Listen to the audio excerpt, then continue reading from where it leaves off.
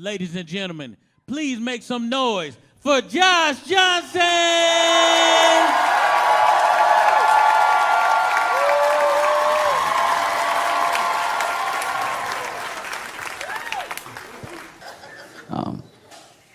Because it genuinely has been an insane week. You know? Yeah. No, I know. No, it's that part.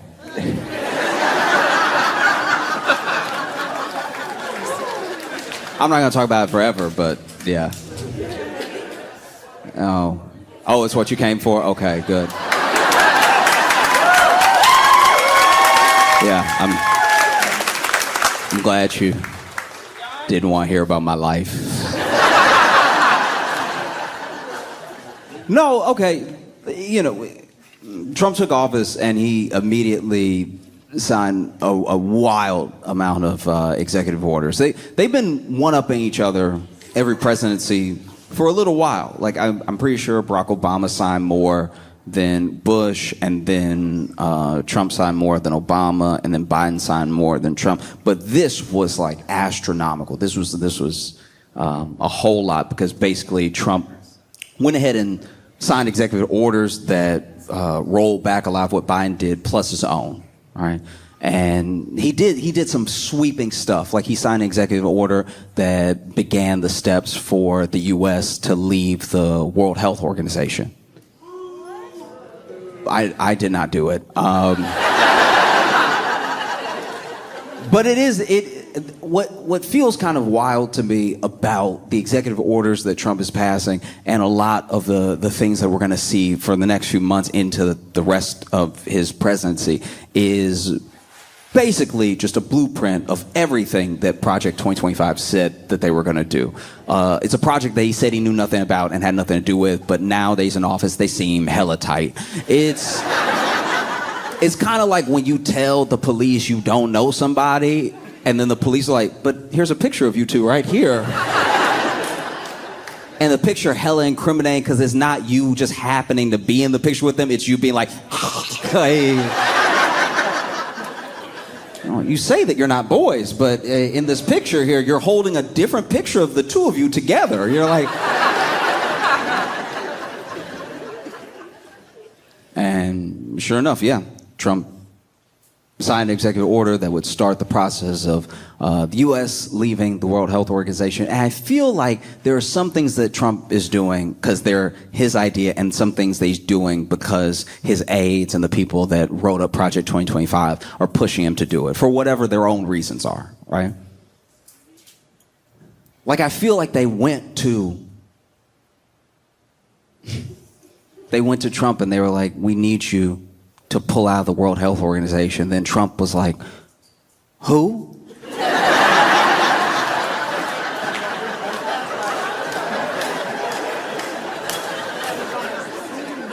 And they were like, yes. And he was like, yes, what? And they were like, who? And he's like, who? And they were like, that's what we're saying. Who's who? And then he was like, I'll do what you want me to do, but I just need to know who it is. And it's like, who is who it is? That's who we want you to do it to. We have to pull out of who? Pull out? Who? Where? Yes, because we believe that who is dangerous. Who is dangerous? Yes, who is dangerous?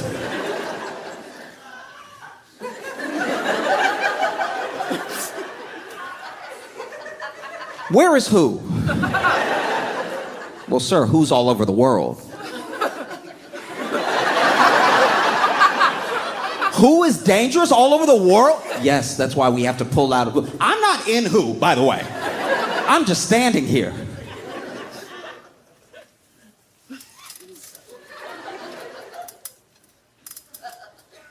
We're just gonna put it on a piece of paper and we need you to sign it. All right. And this is my main thing when it comes to pulling out of the World Health Organization, is that a lot of people take for granted things that are functioning in their life. Things are either good, you expect to be good, and things that are working, you're just like, yeah, it works because it's supposed to work, right? But sometimes we don't ask enough questions on how a working thing got to the way it was. And there hasn't been enough time in between when it didn't work and now for us to remember when it didn't work. Because if we lose access to the World Health Organization, it hurts the World Health Organization by a lot, but it also hurts us because then we lose access to their labs, to their data. Most of what happens and the way that cures and vaccines come about quickly is because all these countries are able to share information, which all sort of help us leapfrog over the last breakthrough that another country had. And because it's not a race, it's just shared information. It's just a group project. And our pharmaceutical companies, by the way, also need the World Health Organization to just stay on top of things, right? And I'm no fan of pharmaceutical companies. I'm just saying I'm a fan of people who are sick getting help, right? And so my thing is, if you pull out of the World Health Organization, as good as the doctors that we have in the U.S. are, or at least can be, it won't be long before we're all just sort of WebMD. You know, it won't be long before a new thing, take something like COVID, right? No matter what you believe about the origins of COVID, you understand that something started up in China. And then because of the World Health Organization, everyone was able to talk about it, do testing. They were able to share findings. We were able to get to a vaccine pretty quickly, right? So now, let's say something comes out of another country. And we may know it's coming out of the other country from the news, but we don't actually know any breakthroughs because we're not sharing that data. And everyone has to start all over again every time they try to have a breakthrough. So now you'll just be a regular person walking up to other people like, hey, I'm just asking, just in general, just because I'm curious, but is anybody else like farting blue? No, me neither. No.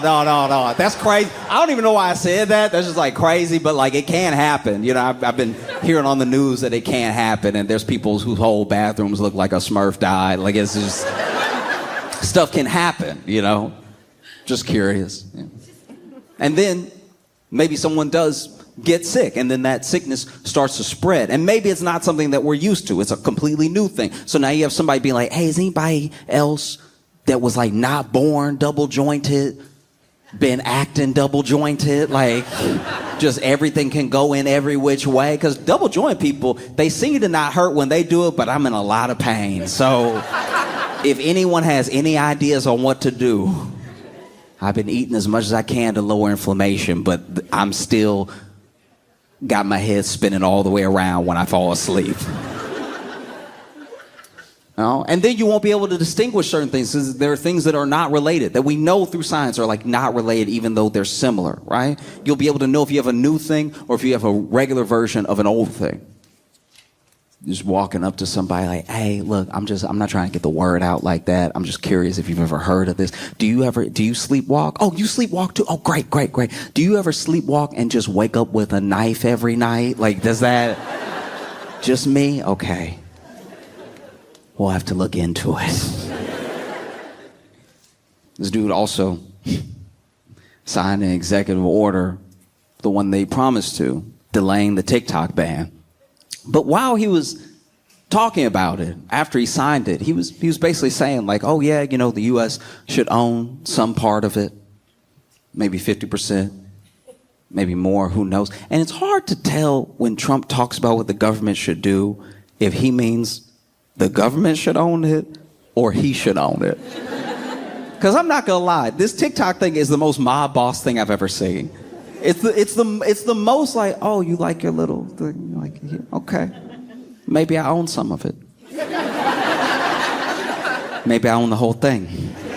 How about that? How about you get out of here? All right, it's mine now. One of the pettiest things that Trump did was he used an executive order to take back John Bolton's security detail. Now, I don't like John Bolton. I'm not like crying for John Bolton or anything. And if you know John Bolton, you'll know who I'm talking about. He looked like a Scooby-Doo villain. When John Bolton got the mustache of somebody who is retired from tying women to train tracks, all right? This dude one of my favorite John Bolton memories was one time he was on, I think it had to be Fox News, he was on, and for some reason, they must have been trying to kill time or something. They put John Bolton, now he was old back then, so this is old, but he was still old when this happened. They put this old man on a hoverboard. and it was as great as you could imagine. They literally try and explain to him what to do on the hoverboard while he's on the hoverboard, which is the worst time to tell somebody how to operate a hoverboard. Don't let them get on and then be like, okay, now subtly. And so then this man, not knowing what to do, sort of moves his hips a little bit, and he just starts spinning. And you can go back and watch the clip. This man is screaming, ah, ah!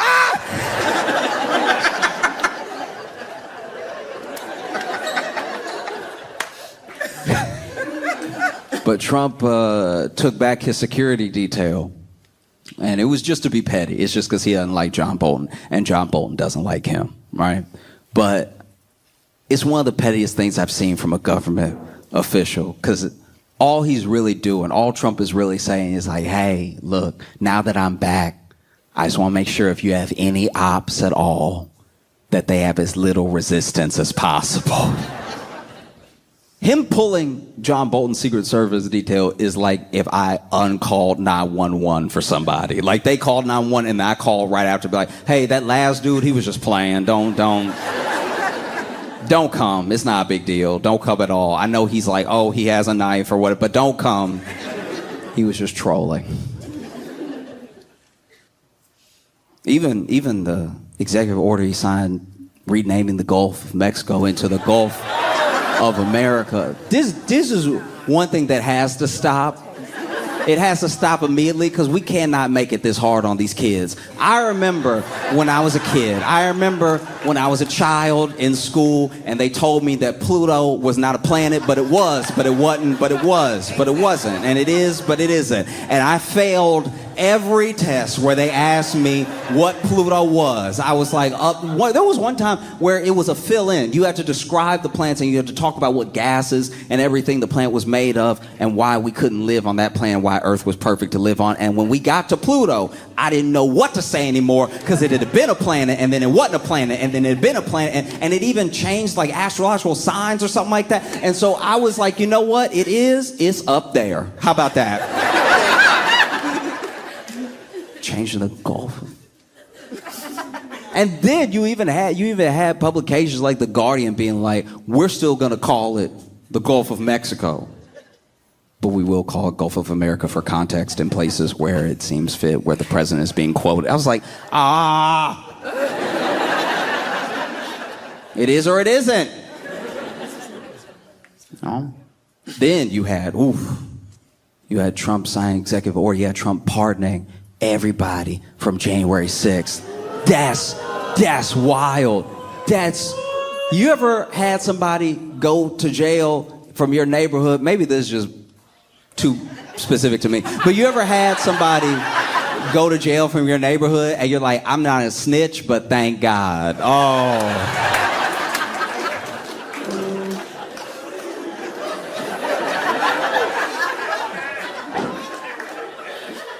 There was this dude named LaDon, right? And I can say his name because he never gonna get out. But there was a dude I knew named LaDon, and I remember when he got locked up, I was like, oh no, don't. Like, see what I mean? Because you wanna show that solidarity, but the police were taking him. I was like, oh, how dare you, 5-0. I can't stand 12. LaDon, no. Oh, but LaDon was wild. He's like a proper criminal. It's like because then his boys were wearing like free LaDon shirts, and I was just like, Anytime I saw one of them, I was like, oh no, I hope this doesn't have the support that I think it does. There was even one of his friends that wrote to the local, I think it was council person or something, trying to get him to look into it. And I'm not gonna lie, I low-key did like a John Bolton, and I also wrote to the local council. I was like, hey, he was just playing. LaDon need to be in there. Don't pay any attention to what he's saying. Like, he just kind of wilding right now. You know what it is? LaDon owe him $20, and he want the 20 back. He doesn't want him free. He should not be free. LaDon a bad person. LaDon was a bona fide monster. So now imagine LaDon go to jail. The hood is free.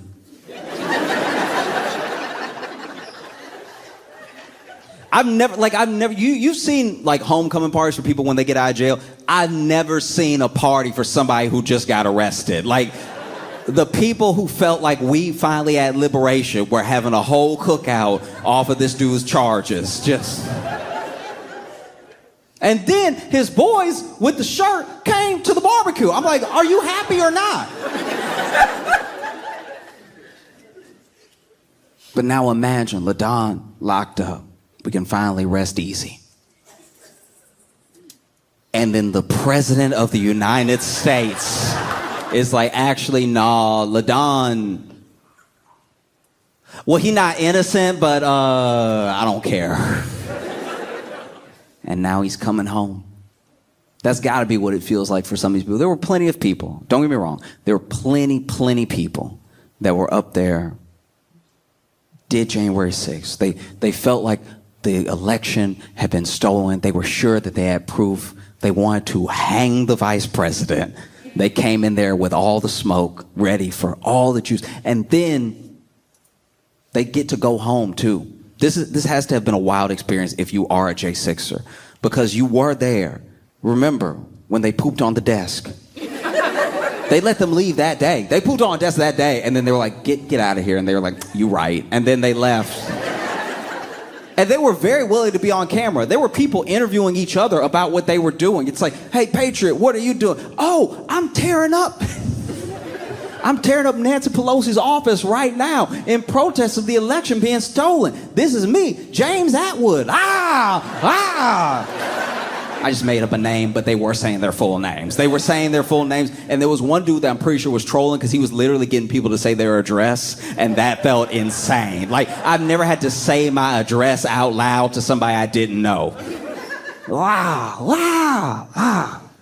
And then police come, and they're like, hey, get out of here. And then people left. And you saw them leave. You saw them leave different parts of the rotunda, everything, with smirks on their faces. And then over the course of 2 years, 3 years, 4 years, started picking them up left and right. People started, hey, he was there. Oh, they're posting about it. It was on their social that they were there and what they did, right? Them pepper spraying, them throwing stuff at police, all that stuff. And then they start getting arrested. And they're like, what? But I thought, how could this be? How? And then they were sitting in jail. And then, before Trump left, they were like, surely he'll pardon us. And he was like, I'll see y'all in a bit. You know? Because there was a lot of like misunderstandings about who we could pardon and who we couldn't, and when people were charged and all this stuff like that. And then he becomes president again. This dude is now president again. And then he pardons them. And woof. Normally, I'm used to seeing a lot of people get out of jail through like innocence projects and stuff like that. People who did not do something. And then they're like, I never thought anyone would believe me. I thought I was going to sit in jail, and now I'm free. And they're nothing but grateful. They get out, they're hugging their families, they're crying and stuff. And that has not been the case with the J6. Everybody that got let out is very angry. They're so angry, and a lot of them have already tweeted, I'm buying a gun. And it's like, why would you tell anybody that? You were already caught on camera doing the thing, and now you're like, and now that I'm out, I've got a gun. Okay, LaDon. Like, it's crazy too, because this dude signed that executive order for DOGE, for the Department of Government Efficiency, that Elon is supposed to run. Which Elon's also had a week. Because Elon was supposed to run Doge, and he was supposed to really like get in there of what the budgets were, of who everyone was and everything, and he was going to reshape government in the image that he saw best fit him, his businesses, and his worldview, right? And then, I don't know how he did it, but he already like did something that Trump didn't like. Of course he did. Like, it happened quickly, because this dude was supposed to have an office that was near the Oval Office, right? And then one of Trump's one of Trump's, I think a cabinet member, but maybe it's an aide. I can't remember who it was, but they told Elon outright. They were like, "Hey, you're not gonna be around here."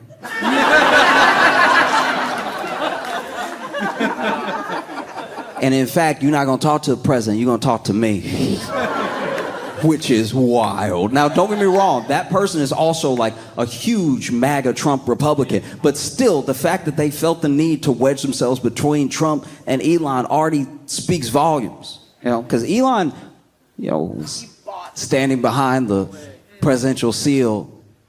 And this is how you know that a lot of people are truly out of their minds. This dude did a Nazi salute that we then debated if it was a Nazi salute for like every day after, including the day of. And I don't know if you should be allowed to talk if you can't believe your eyes.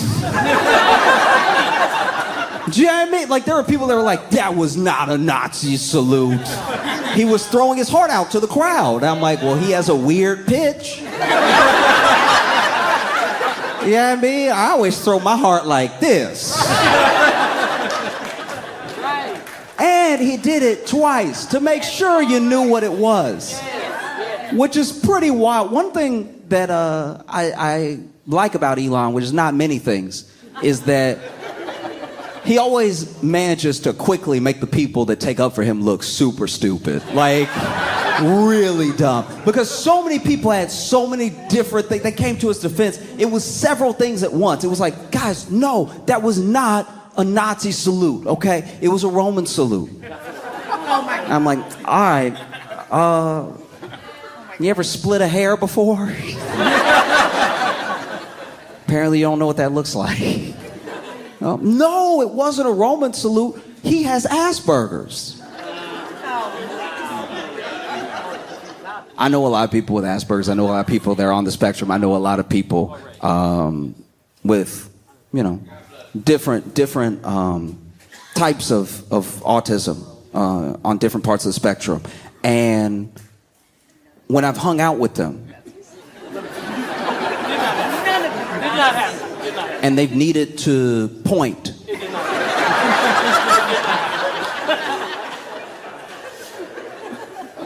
or they want to show me affection, you know what they never did?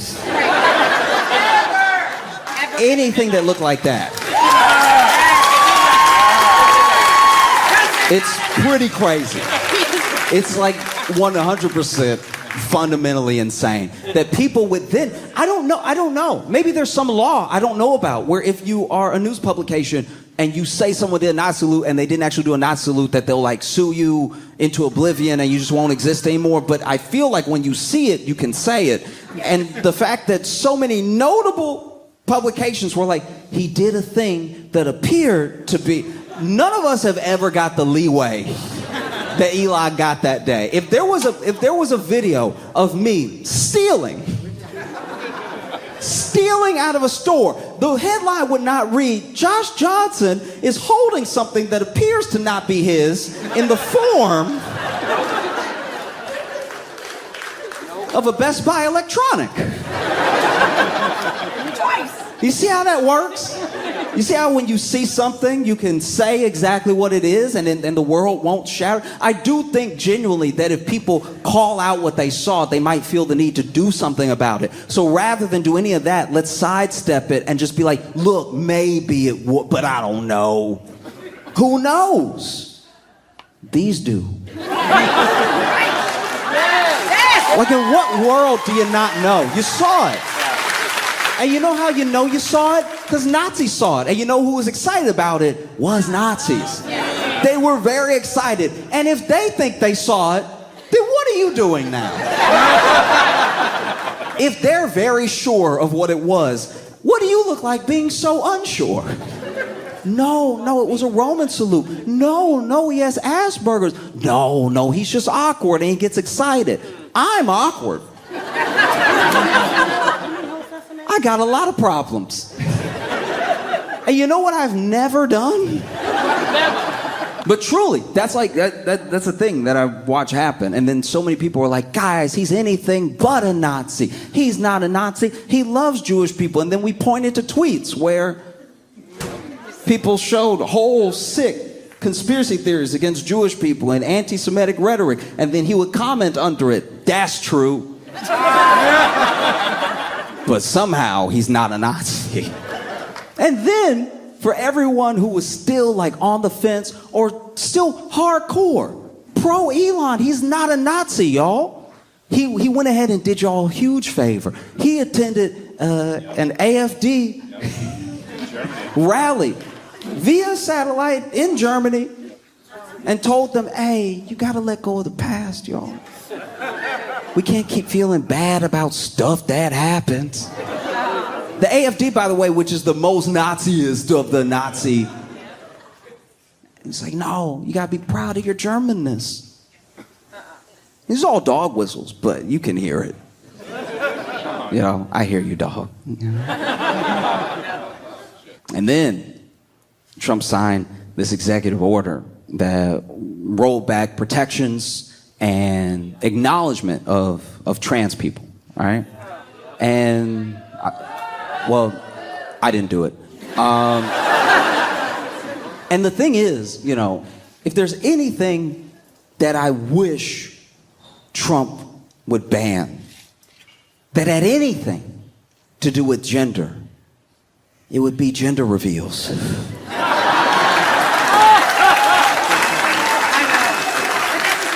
They're getting genuinely dangerous. I watched a gender reveal where they had, because they're creative in the worst ways. Because then I watched this gender reveal where they had a blue plane and a pink plane, right? And both planes were flying at the couple, right? And then I guess whichever plane, I don't really know how it was supposed to work because both planes flying, so I don't know how we're gonna figure out what the baby is. You know what I mean? So then the pink plane veered off to the right, and the blue plane kept straight. So I guess that meant it was a boy because they started celebrating, right? But they started celebrating without moving, and the plane was still coming at them. And so it's not a big plane, but it's a little bigger than a toy plane, and it hit the husband in the face and chopped his head all up. Like he's alive, he's fine, but you could tell it hit him hard, and he trying to still celebrate, but he's clearly concussed.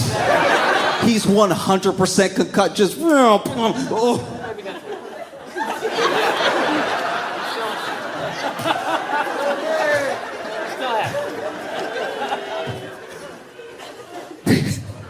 Didn't even put a hand out or anything.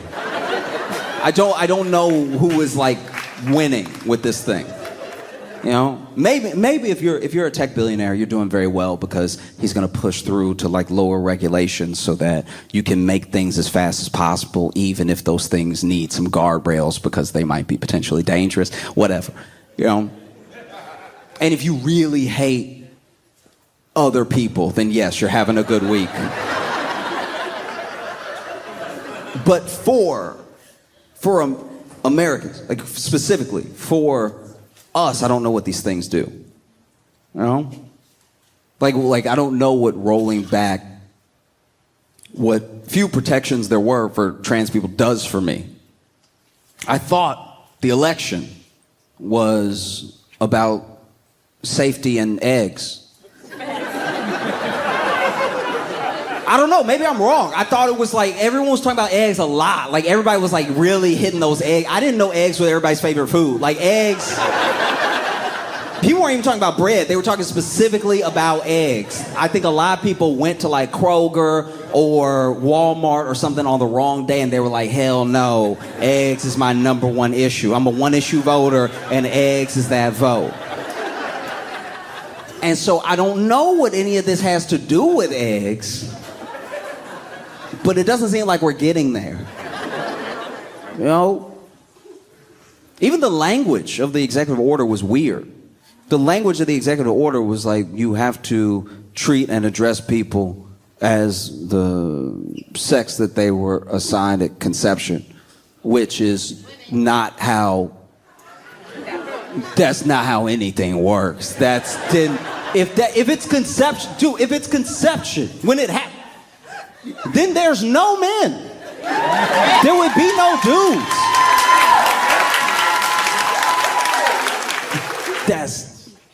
This is not a plan. Like, this is terrifying. Don't be wrong. There are plenty of people who are scared, and there are plenty of people who don't know what to do next. And one thing I really want people to stop doing, and I'm not anybody's boss, you can do what you want, you can probably, whatever, screw me, but we're not like cooked. Don't do that thing. Don't give up immediately. Like there's a sort of rhetoric and an idea that like, oh, we're finished and this is it, and like there's nothing that can be done. It's like guys, no.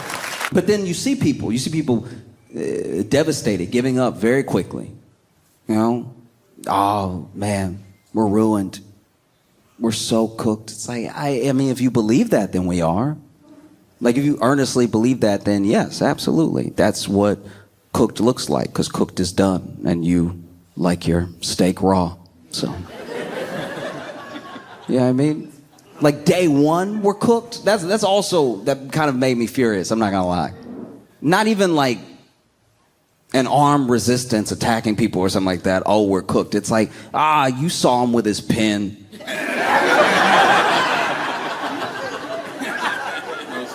Like, I'm saying genuinely, people, please, if you feel anything, then you should openly speak it. One of the reasons that these things spread, why negativity spreads, why like the general pessimism towards movement spread, is because people let their doubt reign over everything, all of their discussion, all of their thinking. It's like, I'm not saying that I know exactly what to do about executive orders that he passed that I don't agree with. Those things are for the courts to hopefully fight, But I will say, for every person that I know that was affected by an executive order that he has, that I know is scared, I talk to that person. And I tell them, hey, I'm at least here. Now, I'm not the president, but I'm here for you, locally, right? That's how you build community.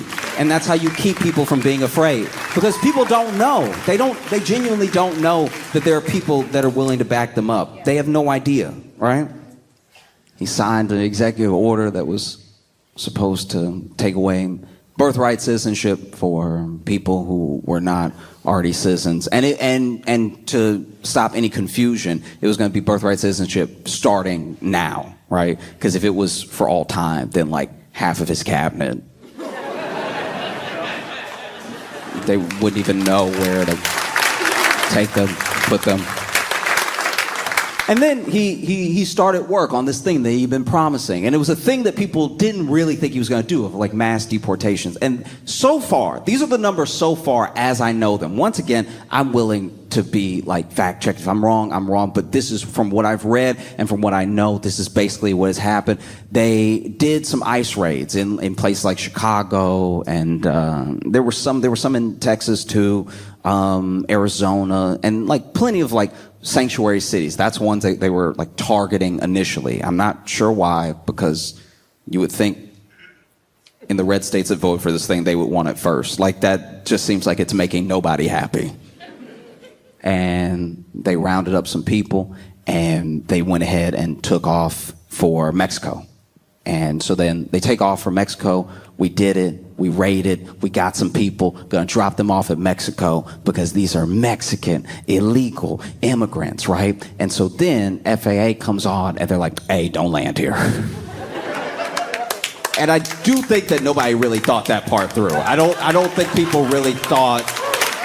And then even when they let them land, they were like, don't let them off the plane. Just turn around. And they were like, all right, okay. We will be back though. We'll be back with more, right? Because I should be clear here that apparently, from what I've read, just deporting these 80 people cost the taxpayer $700,000. So I do not know how we're gonna save any money. I don't know how this plan is gonna work. 80. There's supposedly 11 million undocumented immigrants in the US, right? 11 million, so 3.3% of the population, right? And we started with 80. If I owed somebody $11 million, and I told them, hey, I ain't got all that right now, but I do have this 80, I'm getting my ass beat. That's crazy. 80 and $700,000. I'm not in government. I'm not acting like I know how to fix a situation. I'm not acting like I know what to do about where we're at. But I will say this. If I know I got to spend $700,000 to get 80, this is just me. This is just me. This is just me.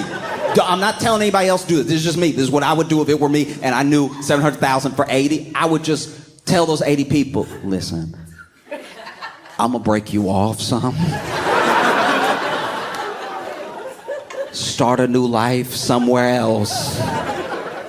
You get 1/80th of 700,000, right? And come back in like 6 months, all right?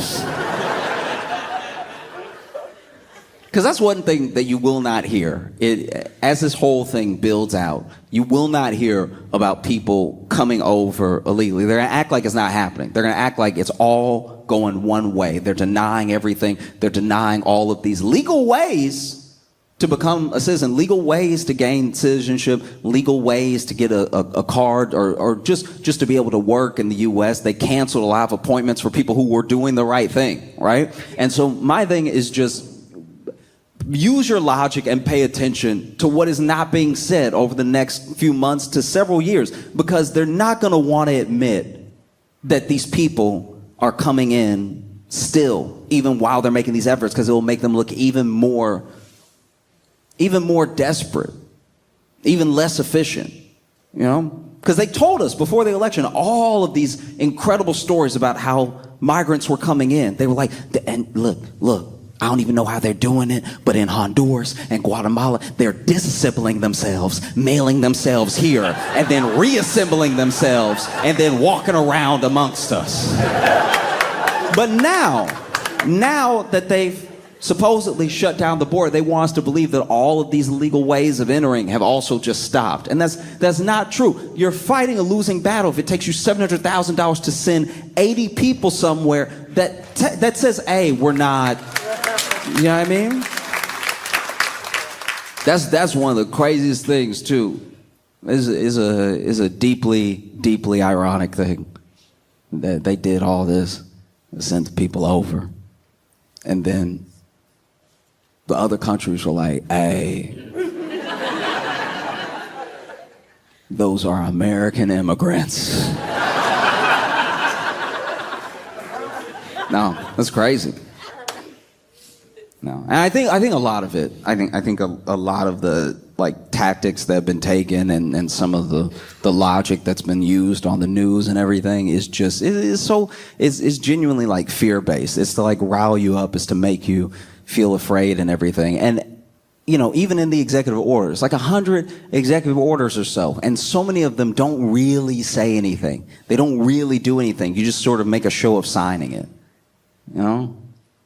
Because I'll be honest with you, I saw some of the raids that were taking place and some of the statements that people made and how they're taking things that were normally off the table, they're putting them back on so they can come in your church, they can come in your school. People are scared to go to places that felt safe and everything. And I will say I don't know exactly what to do. I'm not acting like I have any answers. I just don't know how possibly this is the road, this is the tack to take, people will say things like, oh, they don't pay any taxes. It's don't they eat? Then didn't they pay the sales tax? Didn't they pay? And by the way, this not paying taxes thing, they get paid under the table by Americans, by the way. There's no job that they have that an American doesn't give them, and pay them under the table in cash, and probably pay them a little less than minimum wage. Probably pay them in even numbers. So what money could you possibly stand to gain And I'm not saying the money doesn't exist, that it's not there, and that there shouldn't be a path to legal citizenship so that they can pay all the taxes that we all pay. I'm just saying that, like, are they each owing more than like $700,000 when you put 80 of them together?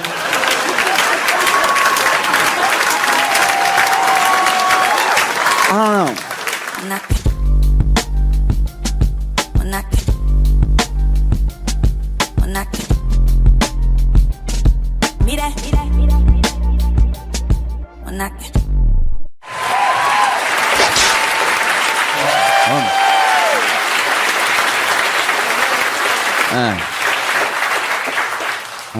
I feel very, very blessed to be here with all of you. I've been very excited to come here.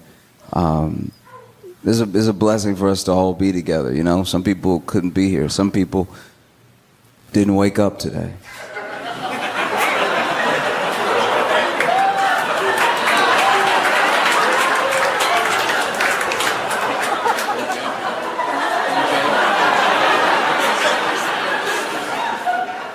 What I just said could apply to anyone.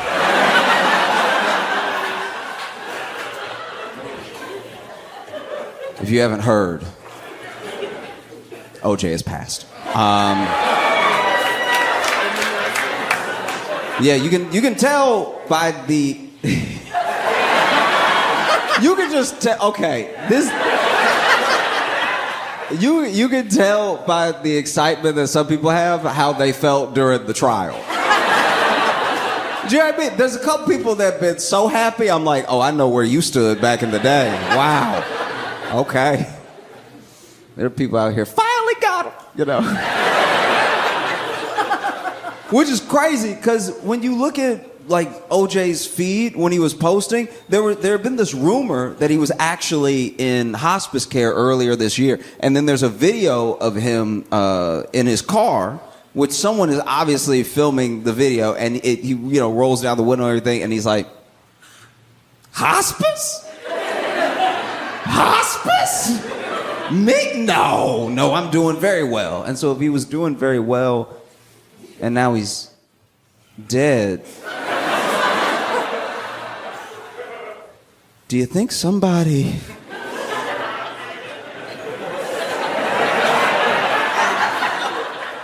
I don't know. I mean, it'd be kind of funny. You know? It just feels a bit weird, you know what I mean? Like he just seemed like one of those people that would just be around forever. Not in a way that I'm like, oh, I'm excited that he's around. Just like every once in a while you would see a tweet from him or you'd see something and you'd be like, oh yeah, OJ is out. I mean, and I say out because he did go to jail, just not for the thing we know him for. That's my biggest disappointment with OJ. You think after getting away with murder, you lay low. You know what I mean? Like, this is the time to play it cool, okay? You just got away with the most public we've ever seen. Like, the whole nation was watching, and then they said not guilty. And then you were like, let's roll the dice again. But now he's gone. And it's gotta be weird. Like him and Nicole are gonna have a conversation. You know what I mean? Like, I'm joking. They definitely didn't go to the same place.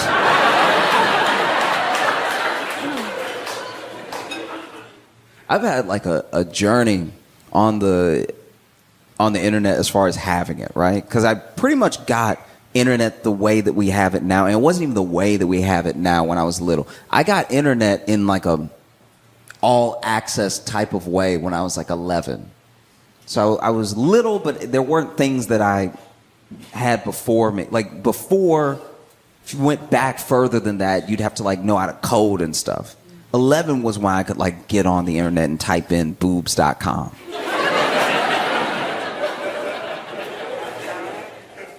And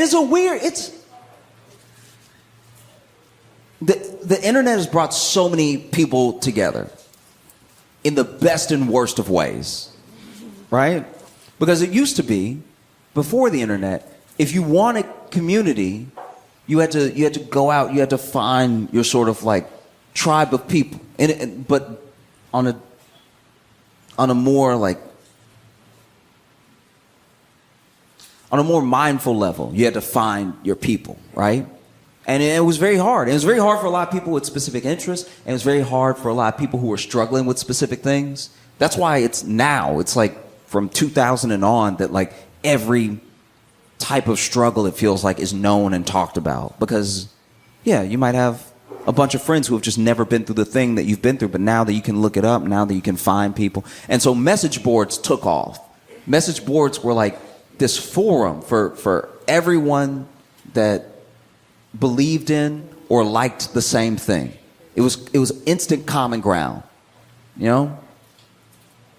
And it was before the sort of like platforms, really. So you didn't have to worry, like if you were on a forum about a video game that you liked, you didn't have to worry about anybody making fun of you for liking the video game. It's why we're all here. Mm-hmm. And so there was this real community that started up. And it's tough when you're a kid because you're so alone when you're a kid in a very specific way.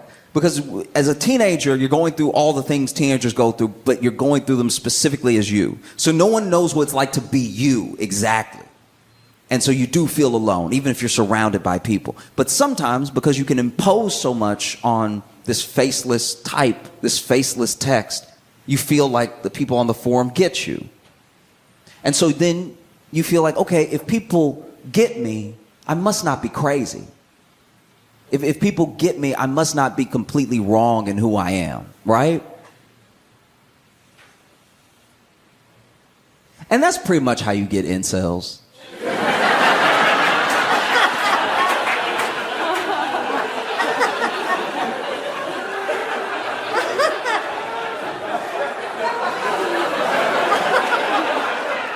Do you know what I mean? Because this is the thing. This is one of the wildest things about incels I don't think anybody talks about. Incels, at least in their thinking, is actually weirdly, counterintuitively, quite reasonable.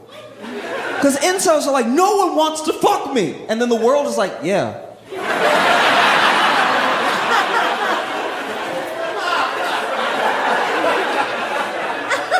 It's actually the dudes who are incels that go out and try every night that are the delusional ones. Like, all right, I've been striking out 600 days in a row, but tonight is my night. I put on extra cologne, so I know that the ladies will be all over me. Oh, it feels weird. Even the lore of how things get started. Like I'm telling you what I heard. I don't know the full ins and outs of this thing. I'm just telling you the way that I heard it, which to me makes sense. Okay. So, to the best of my knowledge from the stories that I've heard, one thing that I do find funny, and it's actually the same thing as like how cults start a little bit. So, way back in the day, still in kind of the forum era, but we were starting to have social platforms where like anybody could get on. There were these guys who were all divorced, right? Like by and large divorced, or were not married, but like had some sort of weird situation that couldn't see their kids, you know? And so then they banded together because it's a very specific pain, I would imagine, to not be able to see your kid as a dad. Because by and large, maybe because so many of us did do it this way, it feels more reasonable to do it this way. But a lot of people feel like, nobody really needs a dad. I'm telling you, a lot of people feel that way, genuinely. And I'm not saying that as in like a judgment on anybody. I'm just saying like, if you're like, oh, my dad left, people are like, what else? Like, do you know what I mean? It doesn't carry the weight it would have carried in the 50s. Your dad left? You know what I mean? It's like, my dad's not around, and people are like, yeah, so any other revelations? Like, and so I think that sometimes when there's almost an expectation like that, then people who do care, who can't be as involved as they want, feel a very real pain. And they were the only people who understood each other. So they would talk and they would talk and they would talk. And where they messed up, like if I had been there, back in the day, if I had been in that forum, what I would have said is like, just careful with the name. The name makes everything. Because then they banded together as like a group, and they were like, let's try to get some laws passed so that we can like see our kids. You know, it feels like family court is against us. And so then they called themselves men's rights activists. And I was like, bruh. You should have said dads. Dude, dads would have cooked. We'd be like, dads that want to see their kids? Protect these men. Protect all 8 of them. You know what I mean?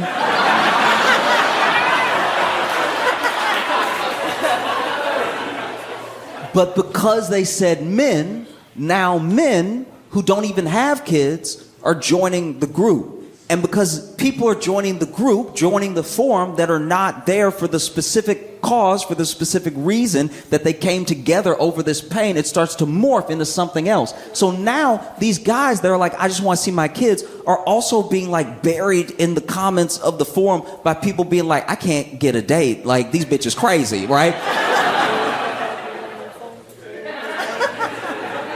And so ironically, a lot of them, not all, but a lot of them, maybe they were angry. Maybe they were going through a divorce. Maybe they were bitter at their ex-wife or women in general for not being able to see their kid. But they could also see what was happening, right? They could see like what this thing was turning into. What used to be a genuine support group is turning into like a weird, it's just a weird hang.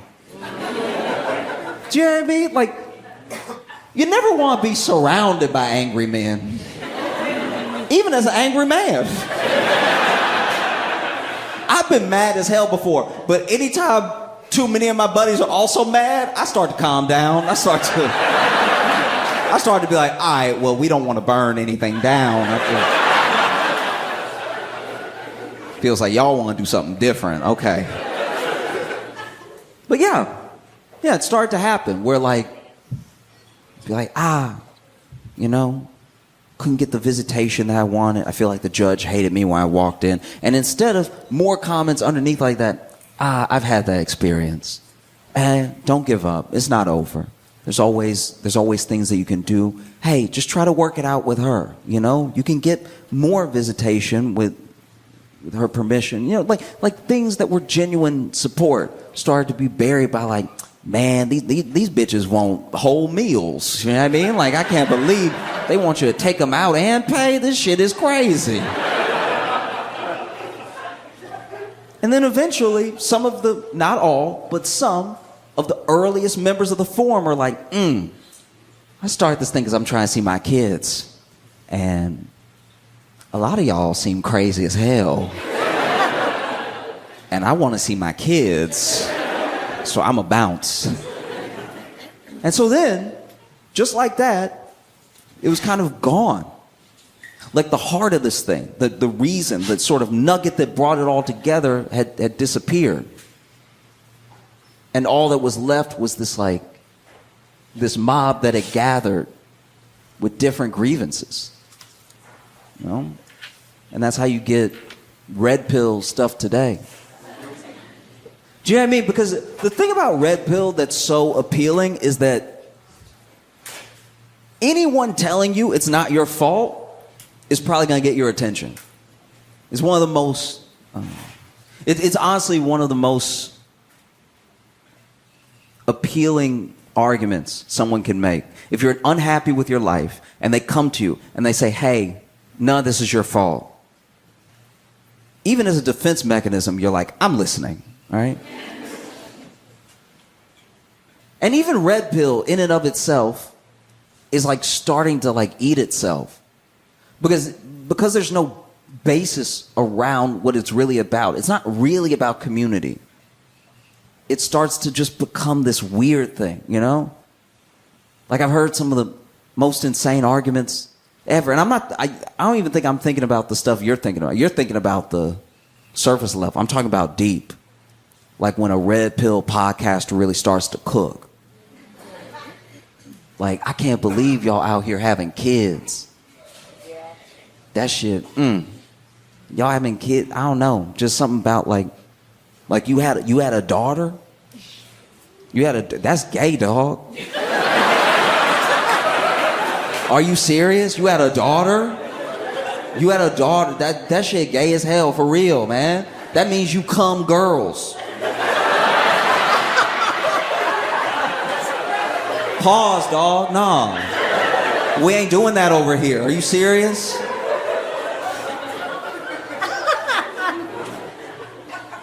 But no, when I was a kid, I'd go over to my buddy's house, and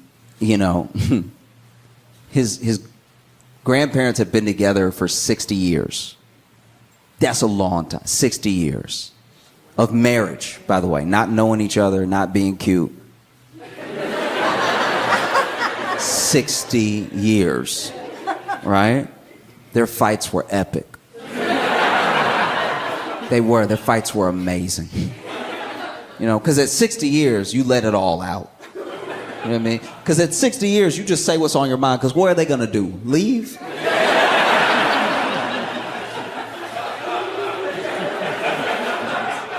Me and my boy be in the other room, and we'd hear, "Oh, I should have married your brother."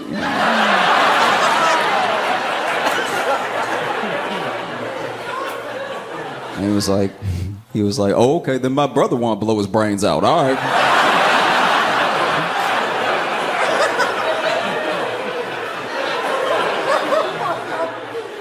Married 60 years. Crazy stuff, right? And basically, his granddad was going deaf very quickly. He was losing his hearing rapidly, but he didn't want to wear hearing aids because he didn't like how they made him feel, right?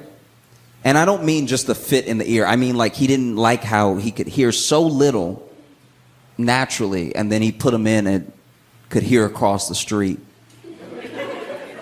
Just made him feel like Daredevil without the rest of them. And I remember one time I was hanging out at their house, and we heard his grandma yelling all around the house. And then she came into the room where we were at, because his granddad was watching us, and she was like, "Why won't you just wear some hearing aids, okay? I gotta yell your name all through the house. Then I gotta yell when I get in the room and I even find you. I'm yelling all the time. Surprised I'm not losing my voice. Why can't you just wear your hearing aids so you can hear me when I'm talking to you? I feel like you don't listen to anything I say because you can't hear me talking to you." And you just saw him slowly start to smile.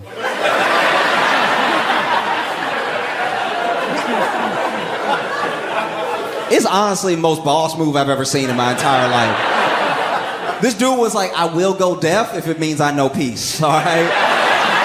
I have no problem." And one time, I was over at their house, and his grandma was watching us. And we were being quiet. So I don't know if she was saying this to us or to herself, but out of nowhere, she broke the silence. And she was just like, that nigga hear me.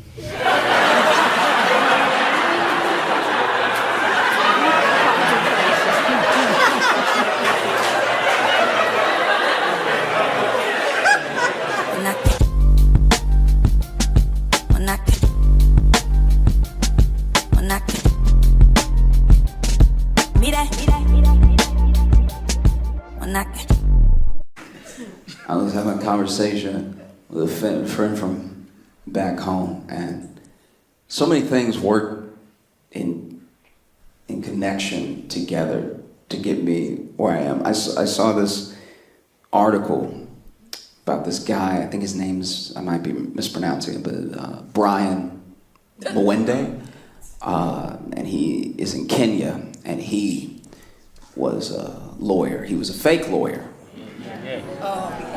And he won 26 cases straight.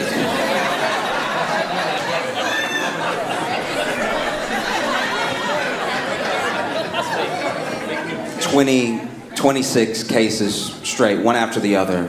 WWWW. And then they finally caught him. And now he is awaiting trial, where I pray he represents himself. That's phenomenal. 26. You got fake, and apparently it's a whole thing. I didn't know this. In Kenya, this is a whole thing. There are a bunch of fake lawyers, because he was just the first one. There's a bunch of fake lawyers that just never actually passed the bar, but they've been practicing. I guess they got a storefront or something. Like, I don't know, you just walk in and you're like, you seem like a lawyer. You know, the only way I know any lawyer has been a lawyer that I've ever worked with was the paper on the wall behind their desk. If that's fake, I have a fake lawyer. Meanwhile, in America, we have, so my friend from back home that I worked with, we used to work together, and he wasn't always on the right path, right? So he used to be involved in some gang shit and everything, and he got caught up on some drug charges. But these drug charges were not things he actually did, right? So he almost went in confident. Okay, I know I have a past, I have a rap sheet, but I wasn't even there. I did not do this thing. His lawyer graduated from Cooley. If you don't know what Cooley is at least spoken of as the worst law school in America. It is where, famously, Michael Cohen went. Michael Cohen, Trump's lawyer, who went to jail. Do you know how bad of a lawyer you have to be representing somebody else and you go to jail? Do you know what I'm saying? Trump still hadn't been to jail, and his lawyers keep going to jail. The level of crime you have to do for the jail to miss you and hit whoever is standing behind you is crazy. But it was Michael Cohen's fault. He did his crime, you know, he went ahead, went to jail and everything. But Cooley, apparently, is not a great law school. I didn't know this, but this is something that came up whenever Michael Cohen went to prison. And it was confirmed by my friend who had this drug charge, had a lawyer representing him that went to Cooley. And the lawyer walks in, public defender, right? Walks in and doesn't say hello, doesn't ask him really anything, just goes, how much time can you do?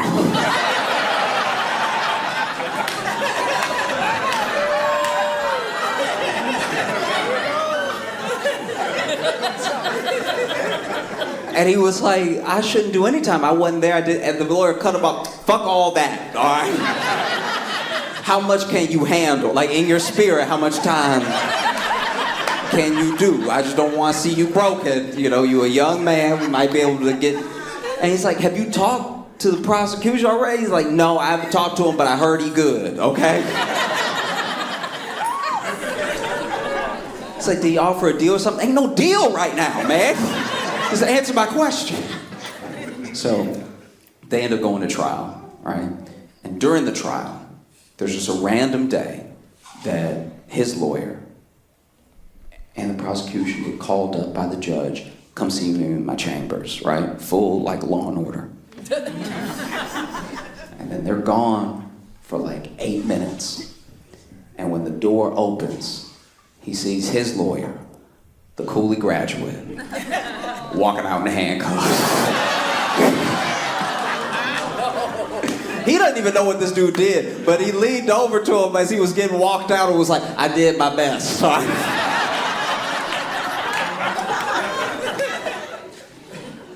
This year has been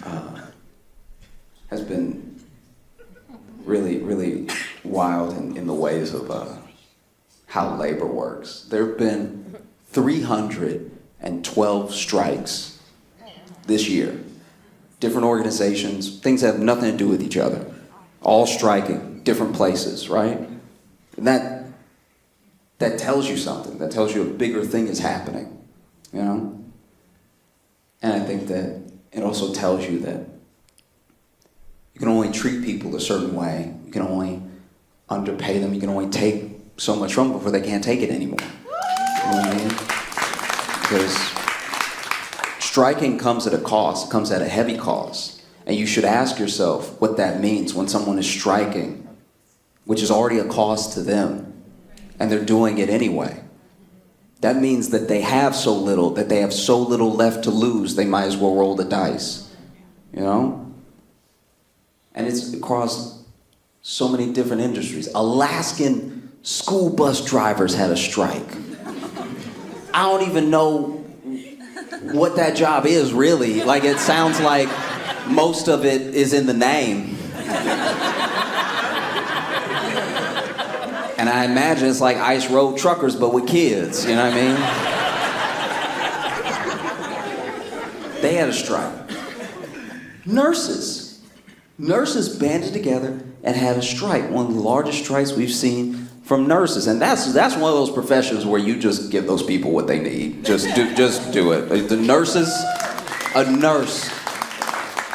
And they've already in some places reached some sort of agreement, which happened quickly because it has to. I feel like maybe the executives that work at hospitals wanted to hold out. They were like, fuck them nurses, we ain't giving them shit. And then they immediately fell down some stairs. And they were like, just bring them to the table. God. Oh God.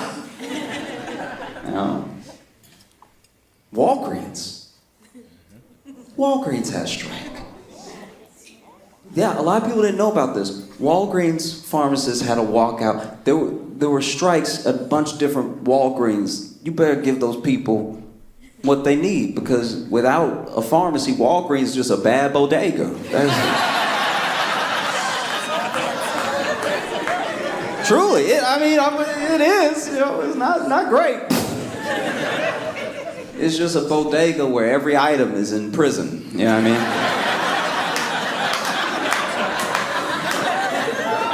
That is truly devastating. I hate that so much, because then you go to a Walgreens, you go to a CVS, you got to hit the button. Now you got to wait. And who knows how long you'll wait? You know what I mean? It could be 2 minutes. It could be till the end of somebody's shift. You know what I mean? It's just, you're waiting there, and then you got a point too. That's the worst part. So now you got a point, and then you got a point at which one you need. So now they know exactly what size of condom. It's not even a whole thing that they can open. It's just like, so you want the mediums, or what do you?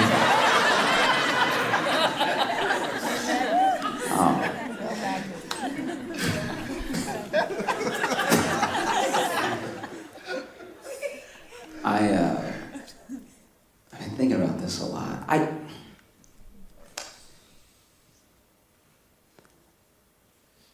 There's something to be said for how we talk about porn, right? I get it.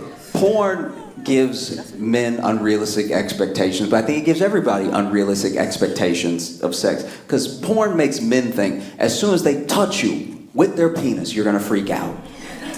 You know what I mean? If they just put the dick on the shoulder, you're gonna be like, that's not how life works. And porn gives women unrealistic expectations of sex, because it makes women think sex is about to be like good or whatever.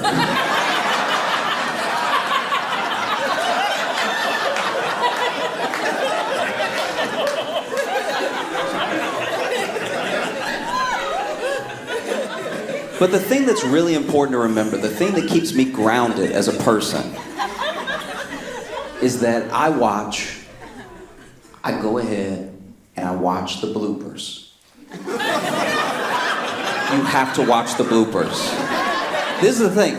When you watch porn, one of the reasons people have unrealistic expectations is because they forget that when you watch porn, you're watching an edit. You know what I mean? Those are very sexy people who have sex for a living, but they're also doing the best of clips right now. They're not showing you everything. When you watch the bloopers, you realize even porn stars, they get down like us. There's a lot getting puffed out. There's a lot of just like lots of things that humanize the experience. You know? One of my favorite ones, it wasn't even really a blooper, it was just like an outtake, I guess, just some extra footage. And there was a guy who had what I can only describe as big of a penis. Now I know that makes it sound like I got a small penis or something, but truly, for the safety of the actress involved, this was untenable, okay? I was worried for her, all right? So anyway, they're going at it, and they're making all the noises you'd expect. It's him going, oh, and him like, ah, like just a nonstop of that. And then out of nowhere, this man stopped, walked away, walked over to the crabs table, and grabbed a Snickers and started eating. And I was like, you know what? Yes, we need to incorporate more snack breaks into sex. That should actually be the Snickers commercial right there. It should be somebody,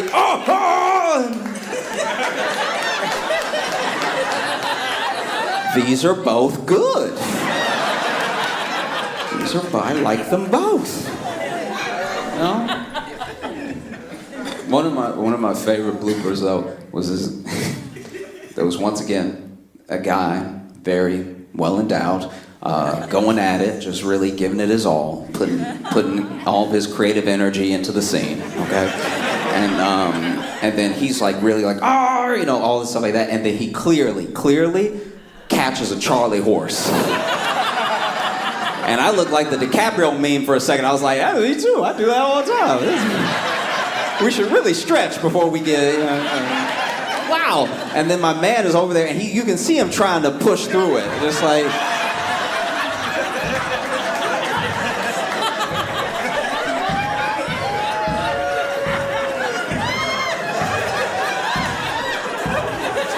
And then at one point, when he has a Charlie horse, he goes like, which I guess is the same noise he makes when, you know. And so then she's like, did you? And he's like, no, so then the actress sits down and you see her from the front for the first time. And it is funny because she's not looking at the camera, but the camera's still rolling. And he over here limping, trying to stop it out. And she just goes...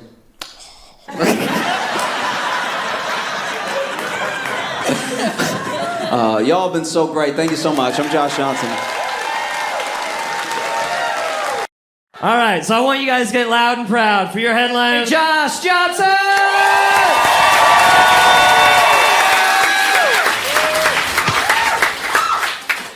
Sometimes you hear things that stick with you forever, right? Like one of the things that I heard in school was it was one of Newton's laws. It's an equal but opposite reaction, right? And it's like a law of physics, but it's also a law of people to a certain degree. Except we don't agree on what equal is. Do you know what I mean? Like if somebody does you dirty and then you want revenge, whenever you feel satisfied, your friends, your family might look at you like you crazy. Like you like, oh, you didn't have to do all that, right? You know what I mean? Your friends and family might even tell you, hey, stop, you got them. You got them, I swear you got them, right? And you're like, no, it's not enough. Like, because you locked in, right? You locked into revenge. Maybe, look, also because of how the world works and because of how we're all entering and exiting each other's lives, sometimes you make somebody pay for the sins of other people. Sometimes they did you dirty, but they didn't do all of it. That's not their whole fault. Like you clearly let out some demons on somebody else. You especially know you're doing it if you accidentally call them the wrong name. You know what I mean? You know, like you it's your last day at work, you quitting. You quitting this job and they ain't done you dirty too many times and you're sick of it, right? And then at the last second when you cursing your boss out and you telling him where he can shove it and you can tell him how he treated you and how he no longer has any power over you and you can tell him to go right to hell and then you accidentally say dad.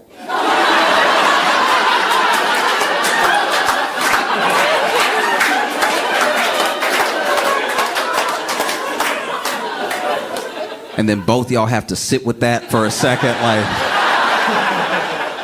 Now the exit interview is awkward, right? Because you were on a roll. You had that whole speech prepared. That dad thing came out of nowhere, right? It was okay. there was this one time when I was living in Chicago that I was near Wrigleyville. And Wrigleyville, if you don't know, that's where the Cubs play.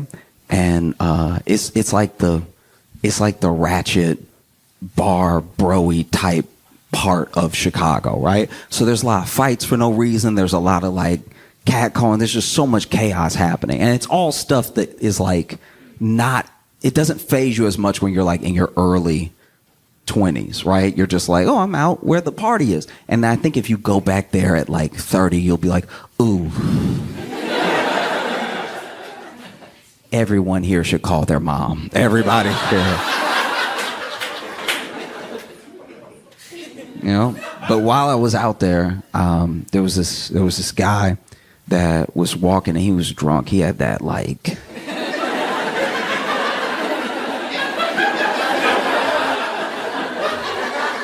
I've never seen anybody walk like this. Like, he really was walking like his feet couldn't find the ground. And it's always gonna be there. It's always, every time. But he was like,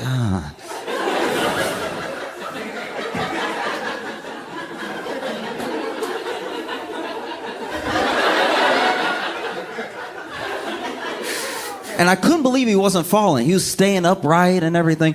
And this guy was passing. And this guy was passing with his girlfriend. And the drunk guy, as they pass him, he clocks the girlfriend. And he just casually, like, spins on a heel and slaps her ass, right? Yeah, so she notices.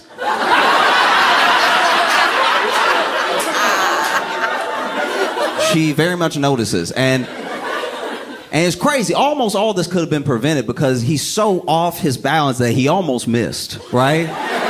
He almost had a very different night. And so basically he slaps her ass and then she turns around and then her boyfriend turns around. Now he has not withdrawn his hand fast enough for the boyfriend to not know what just happened, right? So then he turns around and this guy is like, the drunk guy is bigger than the guy whose girlfriend just got her ass slapped. So even though that dude goes like toe to toe with him in the next moment, I was still worried about the little guy because the little guy was little, right? And even in his drunken state, he's still like aware enough to know he was big enough to be an asshole, right? Because instead of apologizing or anything like that, he's like, what you gonna do, little man? What you gonna do, right? And he didn't say it like that. He was like, what's he gonna do, little man? What you gonna do, little man? What you gonna do, little man? Huh? Ain't nobody. What you gonna do, little man? And little dude wasn't little for long. Because he popped that dude square in the mouth. And then big dude finally found the ground, right? And I had never seen this before in real life, but little dude didn't just fight him. He started doing actual wrestling moves on the street, right? This man, girlfriend Ben stepped out of the way, and this man goes...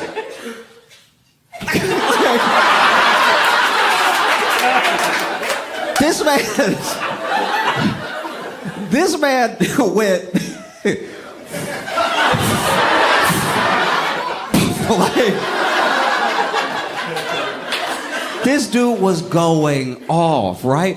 And it got to the point where even as a bystander, I was like, I think you got him. I think you got him. Because the big dude is not getting up at a certain point. He tried to get up the first time, and him trying to get up was hilarious because, okay, so let me see if I can do it. So he over here like this, right? So he on the ground. And then he tries to like, because he's so drunk, he doesn't know he on the ground, so he tries to walk up.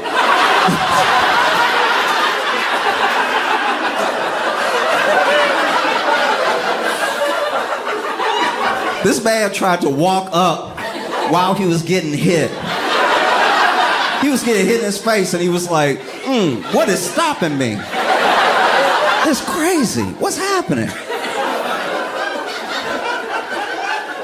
And then he really tries to like walk up, and then he finds the ground with his hand, and then he goes, "You gonna stop hitting me in my damn face?" And then when he said that, the dude uppercut him, and he went flat back down, right? And then the beating did turn a little bit too much into dancing, right? Like then the beating, because then he started to do stuff that was not even wrestling moves anymore. He was just like, pow! To the point where even his girl was like, "Hey, you got him." But you could tell, you could see it on his face that something deeper was bothering him than just this moment, right? Because if you're not, and I'm speaking on the behalf of men who are not big, right? If you are not a big man, you've probably been punked a couple times in your life, right? Or at least someone tried to punk you because they didn't know they shouldn't try you, right? And so then that stuff starts to well up, and then out of nowhere you finally have a righteous opportunity to exercise all of that anger, so then you let loose. And when you don't stop, people are like, damn.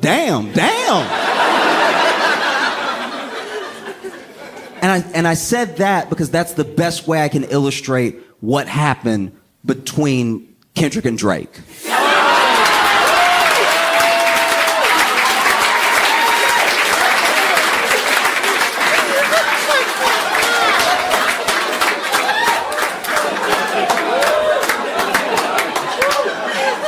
Because Drake makes his little like club beats, and he does his little, and he's a good rapper, don't get me wrong, he's a good rapper, but he makes his little like get drunk to this type songs, dance and everything.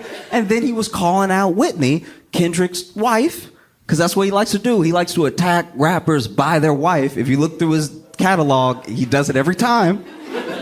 And then Kendrick said, "Okay."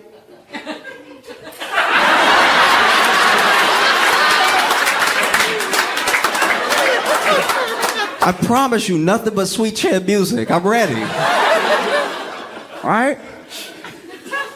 Because I think in order to understand, I really don't think people get it. In order to understand how important and powerful that pop-out concert was, you have to understand Nipsey Hussle. Okay? Nipsey Hussle was a rapper that a lot of people, at least as many people as I think should know, don't know. But what is one of the most important things about Nipsey Hussle, and what he would probably want you to know about him and remember about him, besides the fact that he was a phenomenal artist, is that he spent his time, his money, his attention, and all of his intention in improving the lives of the people that grew up around him, improving his community. Okay? This dude would pay for shoes for kids in elementary school that didn't have them. He would get repaved basketball courts that were in disarray, right?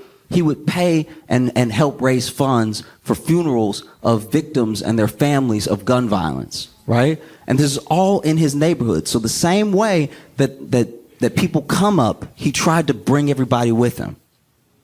That was his mission. He made it his mission because, yes, he was a great artist and he was getting on and everything, but you just getting out is not enough, right? Sometimes people make it out and then people don't, how do I put this? It's not enough if you just make it out.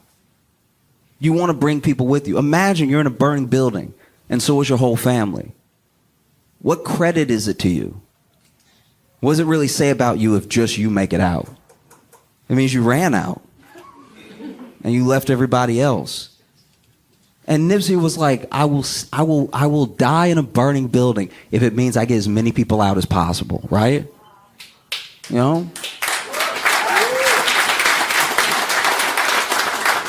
Because it's very easy. It's one of the easiest things to do because all of your experience is relative to you, right? So you actually, as much as we may look down on it, you can't always fault someone who forgets where they came from, especially if you came from a bad place. Sometimes you try to forget where you came from.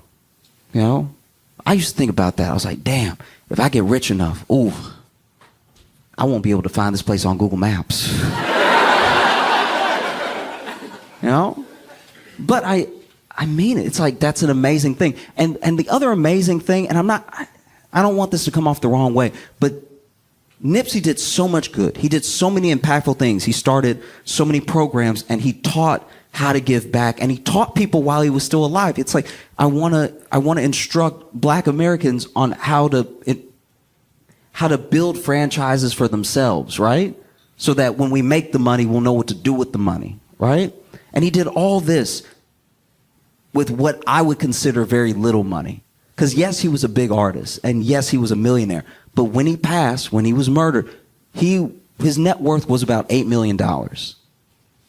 And I think that people don't recognize how low that is in the grand scheme of how rich some of these artists are. We have artists that are billionaires, right? We have artists that are on track to be billionaires. And they don't do what he did with so much, with literally a fraction of what they had, right? And so I think it's important, in order to understand that pop-out concert, it's important to understand Nipsey and what he stood for and what he was trying to do. It's also important to at least understand the image and the legacy of Kobe, because Kobe was also this integral part of LA, integral part of sport, right? And no matter what you think about the man himself, what he did in basketball, the passion that he had, his obsession with his passion is exactly what he wanted to impart on people for whatever it is that they do. Whatever it is you do. It doesn't have to be entertainment. It doesn't have to be a sport. It could just be the passion you have for being a father, right? If your obsession is being the best at whatever your passion is, you will make an impact, right? It's why to this day, and when I was little, if I have a ball of paper and a trash can is far enough away, Kobe. And if I make it, I lose my mind. You know? And so it's also important, no matter what you think of the man himself. Kendrick is someone that both of these individuals showed love to. And he's someone that has an obsession for his passion, which is music. And he's also someone that through his music, and at least in the intention of how he speaks in every interview and in everything that I've read about him, wants to give the same way that Nipsey gave, right? And sort of be a beacon for those same principles. So then we have something like the Pop-Out concert, which is on Juneteenth, which is a liberation day for Black people, right? And then they all come together. And when I say they, I mean every section, every known and probably unknown section of LA's gang members were in one place at the same time. That's crazy. They were all there. And everyone made it about the beef. And he played the diss tracks. Of course they do. But it was bigger than that. There was a 4-hour concert with artists from all over LA, all over West Coast, putting on, making their amazing music shown to the world. And there was even a little detail, like, I haven't verified this thing, but I heard about it. And I know of someone that, at least I think it happened to, where the concert tickets sold so fast that I guess they were checking zip codes. And if you didn't live in or around LA or the West Coast, they were refunding people so that people in LA could go to the concert, right? You know? Because the thing that Kendrick gives, at least to me, the thing that Nipsey gave, at least to me, and the thing that Kobe gives to a certain degree is an appreciation and a strengthening of community. Community is very important. And just because you're not a member of a particular community doesn't mean you can't help, doesn't mean you can't feel a part of it. But if you're in a community, it's important to give back. I think that's the thing I'm trying to establish, right? Is that if you're a part of a community, it's important to give back, right? Which is why, outside of any colorism, outside of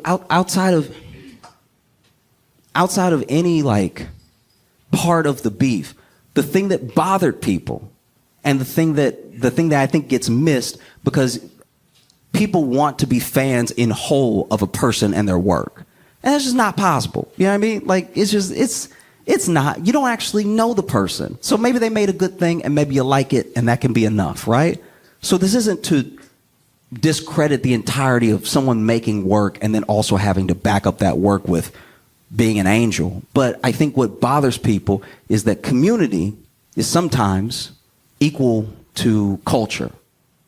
So if you're not a member of a community and you take from the community, let's say you're a business that moves in and all you do is sit there and let the people spend money, and then you send that money away from the people who spent the money that you put that. What place do you have here? We're trying to build something, we're trying to build up. And you're just taking, right? And I understand business is business, but you're just taking. And I think that's what bothers a lot of artists about Drake.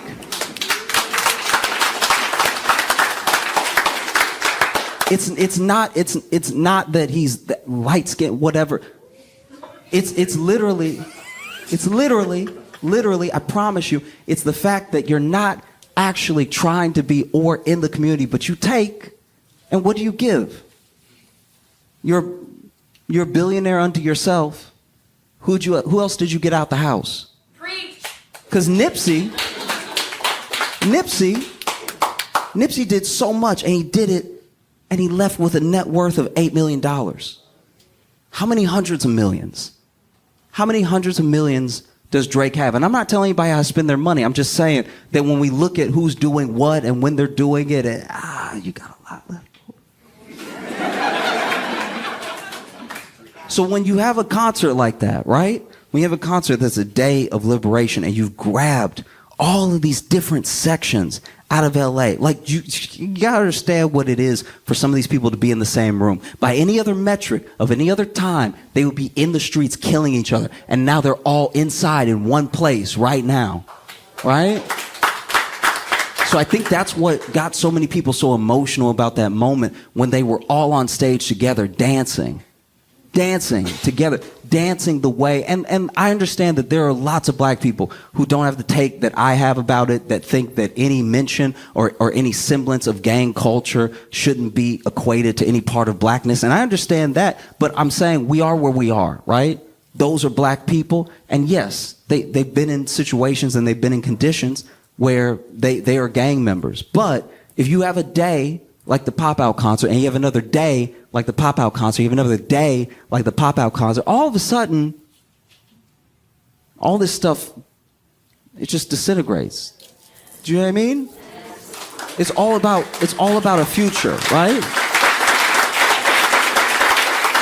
You had more gang members than any of, we do not know how many gang members were on that stage. But they were all dancing together. And sure, it was to call Drake a pedophile. I understand that. I understand. But they had to dance to something, right? And so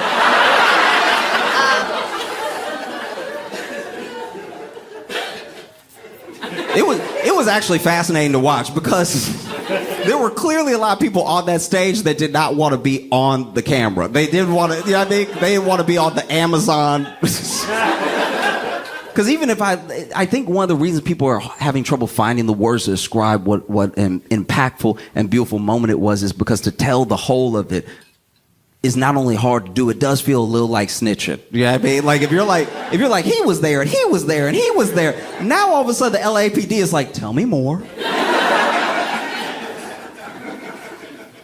You know?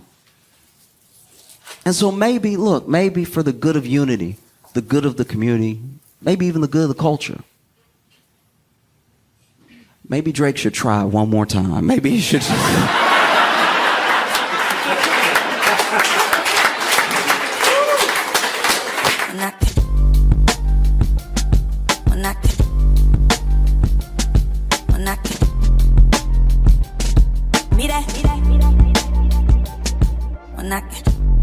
I was fired from being in a gang.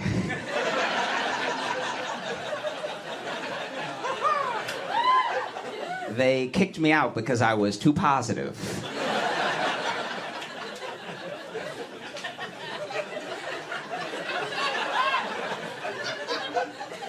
They were like, why you always smiling, dog? I'm like,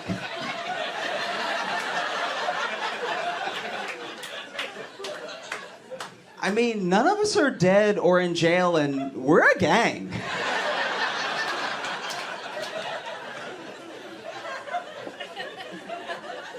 They also kicked me out because I apologized too much. Our drive-by sounded like. Sorry. Like that's. After a while, I saw their point, you know?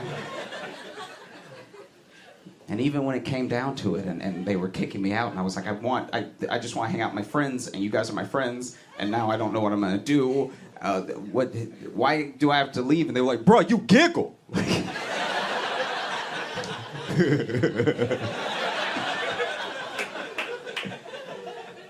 You just like a bad influence, dog. You know what I mean? Like, you over here bringing in puppies and lemonade and like...